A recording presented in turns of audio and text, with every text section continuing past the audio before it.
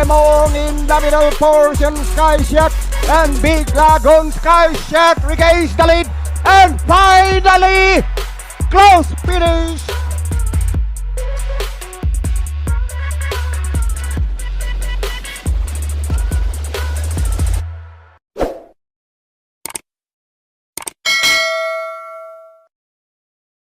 Good day bayang karerista, welcome back sa ating channel dito sa Karera sa Pinas. Muli tayong magbibigay ng ating mga kursonada, tips at analysis para naman sa magaganap na karera ngayong araw naman ng Martes, June 9, 2026. Balik na tayo dito sa racetrack ng Metro Manila Turf Club sa Malvar, Batangas. Magsisimula ang mga karera ng alas 5:30 ng hapon. Meron tayong 7 karera na paglalabanan sa distansyang 1200 meters. The usual, meron tayong isang set ng winner take all, isang set ng pick 6, isang set ng pick 5, isang set ng pick 4 at syempre nandiyan yung mga paborito nating exotics. Tuesday racing naman tayo dito sa Malvar dahil wala tayong karera sa Friday dahil Independence Day.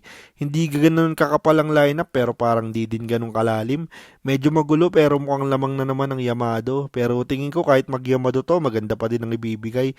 Kaya mas maganda mag-times kayo. Pero syempre kung may silip kayong dehado, isama nyo yan. Malay nyo yan na magbibigay sa inyo ng malaki-laking dividendo. Makatulong sana ang mga giya natin para ngayong Martes. Huwag na natin patagalin pa, simulan na natin bayang karerista. Race number 1, start ng ating winner-take-all, races 1 to 7, isang 3-year-old and above maiden race group placers. Meron tayong 7 kalahok. Dito ang first choice ko, yung numero 3 na si Freedom Day, kagabi ni Onyok Garcia. Last May 31, dito rin sa Metro Turf, nagtalaya ng 1 minute 29 sa 1400 meters, kung saan pumang-anim siya kila Windmill of Summer at Rush. May best time naman yan sa 1200 meters na 1 minute 16.8. Ito naman, veterano na to sa grupong to. Isa pa, batak na sa malalaking karera to. Dirimating kabayo, alam naman natin, dirimati to. Baka mapabor sa kanya. Pag nagkaroon ng agaran sa unahan, malamang makaraos na to ngayon. Ang panigundo ko naman dito, yung numero 6 na si Pennsylvania, kagabay ni JB Hernandez. Last May 31, dito rin sa Metro Turf, nagtalaya ng 1 minute 30.4 sa 1400 meters, kung saan pumangsyam naman siya dun din sa karera nila Windmill of Summer at Rush. May best time naman niya na 1 minute 18 sa 1200 meters. Ito, last run nito, malakas agad na labanan. Isa to sa mga nasa unahan nun, sila Great Balls of parang kalasabayan nito, baka nabigla lang to Pero may tulin tong kabayo na to, pero madami ding matulin dito, baka discarding sunod ang gawin ni Uno dito. Diado pa to, yan ang second choice ko. Good luck bayang karerista. Race number 2, start ng ating pick 6, races 2 to 7, isang pillar rating based handicapping system class 5, 17 to 41 split, meron tayong 8 kalahok. First choice ko dito, numero 8 yung si Mai Diamond, gagabay ni MB Pilapil. Last May 29, dito rin sa Metro Turf, nagtalaya ng 1 minute 30 sa 1400 meters, kung saan pumang-apat siya kila Limon Sudan Falls at Noble Touch. May best time naman yan sa 1200 meters sa 1 minute 14. Ito, hindi ko alam kung si Sadamba or si Miles ang sasakay. Baka printing error lang to. Pero kung si Miles to, welcome back. Matagal-tagal din na wala sa pista to. Etong si Mai Diamond, tingin ko malakas lang nalabanan nung nakaraan Binuntutan agad ni Noble Touch to, kaya nahirapan tingin ko. Baka lang malucha dito, pero baka sakaling madiskarte ng maganda, siya ang first choice ko. Ang panigundo ko naman dito yung dirimating numero 4 si Sweep Singi, gagabay ni Lester De Jesus. Last May 27, dito rin sa Metro Turf, nagtalaya ng 1 minute 29.6 sa 1400 meters, kung saan na-tersera naman siya kila Make a Difference at Supreme Dynasty. May best time naman niya na 1 minute 14.6 sa 1200 meters. Ito ang lakas ng dating nito nung nakaraan. Kasabay ni Make a Difference tong magparimate, di lang maganda yung pwesto Pero maganda na yung tinakbo nito. Kung sakaling magkakaroon naman ng lutsahan, baka makarimate na to. Kaya ito ang second choice ko. Good luck bayang karerista. Race number 3, start ng ating pick 5, races 3 to 7, isang pillar rating based handicapping system class 5, 17 to 41 split, meron tayong 8 kalahok. Dito ang first choice ko, yung numero 2 na si Imperial Queen, gagawin ni Boji Henson. Last May 31, dito rin sa Metro Turf, nagtalato ng 1 minute 31.6 sa 1400 meters, kung saan pumanglima kila Giselle's Princess at Live Like an Angel. May best time naman to na 1 minute 14.4 sa 1200 meters. Ito parang bumaba na sa laban to, tingin ko nagpababa talaga to. Dito baka siya na mauna dito, maiksi ang karera, baka maiuna na ni Boji, mairit na maganda, baka makaraos na ulit. Ang panigundo ko naman dito yung numero 5 si Arthur's Team, gagawin ni Pamboy Ponce. Last May 31, dito rin sa Metro Turf, dun din sa karera nila Giselle's Princess at Live Like an Angel. Pumang 11 lang yan, nagtala ng 1 minute 36.8 sa 1400 meters. May best time naman yan na 1 minute 22.2 sa 1200 meters. Ito Yamado to nakaraan pero walang tinakbo. Di naman nagpakita. Ngayon, baka bigyan ng ustisya. Binigay ngayon kay Pamboy. Baka mas maganda itakbo. Pag binigyan na ng ustisya to, tingin ko malaki ang panalo nito. Baka ilaban na. Ito ang panigundo ko. Good luck, bayang karerista. Race number 4, start ang ating pick 4, races 47. Isang pillar ang rating based handicapping system class 5, 17-41 split. Meron tayong 7 kalahok. Ang first choice ko dito, yung couple entries 3 and 3A, Cole Isarol at 3A na si Awesome Cole. Mas tinitignan ko dito yung tres na si Cole Isarol, gagabayan ni Abu De Ocampo. Last May 31, dito rin sa Metro Turf, nagtala ng 1 minute 31.6 sa 1400 meters kung saan po mang-apat siya kila MyStar at Raven. May best time naman niya na 1 minute 15.8 sa 1200 meters. Ito maganda na yung tinakbo nung nakaraan dito, baka isusunod lang to, binigay pa kay Abu ngayon, baka inaasahan nila ngayon to. Yung couple entry niya naman na si Awesome Gold, isa yan sa tingin ko mauuna naman. Pag yan naman napabayaan sa unahan, pwede ding tumapos yan. Parehas tingin ko may panalo tong couple entries 3 and 3A, kaya yan ang first choice ko. Ang panigundo ko naman dito yung numero 7 si Anyare, kagabay ni Dan Camanyero. Last May 30, dito rin sa Metro Turf, nagtala ng 1 minute 32 sa 1400 meters. Kung saan segundo naman siya kay Who's That Girl.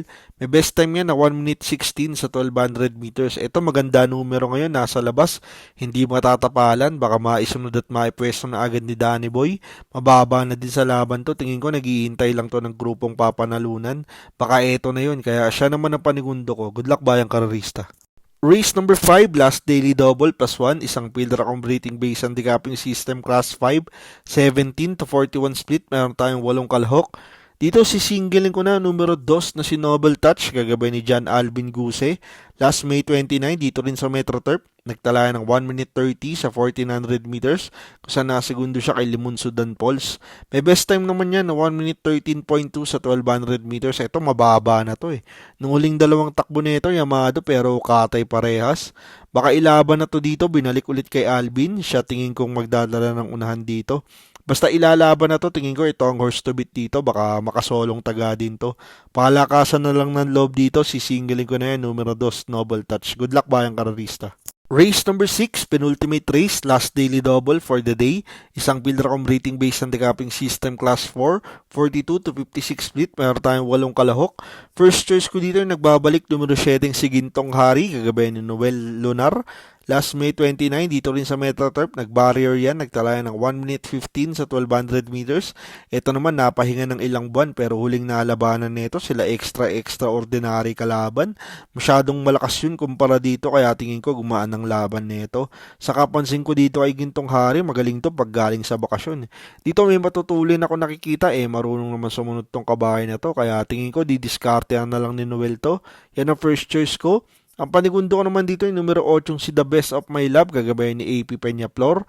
Last May 27, dito rin sa Metro Turf, nagtala ng 1 minute 28.2 sa 1400 meters kung saan pumang-apat kila Royal Salute at Nefer Yuri. May best time naman niya na 1 minute 15.2 sa 1200 meters. Ito medyo maganda na pinapakita lately. Medyo mahaba na yung hininga nito. Tingin ko malalakas lang din nalalabanan. Ngayon umiksi ang karera, alam naman natin matuli na kabayo to. Baka walang makasabay dito. Isa pa sa kabila may 1.13 yan sa 1200 meters. Dito pag walang humabol dito, mairit lang na maganda. Para sa akin, pwede na makaraos to. Kaya siya ang panigundo ko. Good luck bayang karerista. Race number 7, last race for the day. Isang pillar akong rating based handicapping system class 5, 17-41 split. Meron tayong 8 kalahok. Ito ang first choice ko, yung numero 6 na si Live Like an Angel, kagabay ni AP Peñaflor. Last May 31, dito rin sa Metro Turf, nagtala ng 1 minute 31.2 sa 1400 meters. Kung saan segundo naman siya kay Giselle's Princess. May best time niya na 1 minute 13.8 sa 1200 meters. Ito lately maganda na sumalida to, hindi na naiiwan. Sa katinuruan na ding rumimate. Nakaraan, ang lakas ng dating nito, nakalayo lang yung Giselle's Princess Ilang beses na dinayamado to, kinukulang lang. Basta wag may iwan, tingin ko malaki ang panalo nito. Ang panigundo ko naman dito yung numero 2 na si Wolfgang, gagabay ni Abu De Ocampo. Last April 1 dito rin sa Metro Turf, nag-barrier yan, nagtala ng 1 minute 16 sa 1200 meters. Etong matagal na bakasyon to, magaling tong kabahay na to, hindi lang natin alam kung nagka-problema ba. Huling competitive run niya nung 2024 pa pero mababa na sa laban to. Pero baka sakaling subukan, pag meron na to, kahit maiksi ang karera, tingin ko kayang-kaya manalo nito. Isa pa si Abo ang hinete, alam naman natin lately, madaming pinapanalo yan, lalo na dito sa Malbar. Kaya yan ang panigundo ko. Pero last race, paratingan, lagi nating paalala, magdagdag kayo dito. Sama niyo yung mga silip ng dihado para pag namumuro na kayo, mas malaki na ang tsansang manalo ng mga parating nyo dito sa last race. Good luck bayang karerista. At yan ang ating mga kursunada, tips at analysis para naman sa magaganap na karera ngayong araw naman ng Martes, June 9, 2026, dito naman sa racetrack ng Metro Manila Turf Club sa Malvar, Batangas. Lagi nating paalala, ito'y sariling aral at kursunada lamang pagdating sa tayaan, kayo pa din ang masusunod. Maraming salamat sa inyong patuloy na pagsuporta dito sa Karera sa Pinas. Makatulong sana ang ating mga giya at kursunada, magsitama sana tayong lahat. Happy racing at good luck bayang karerista.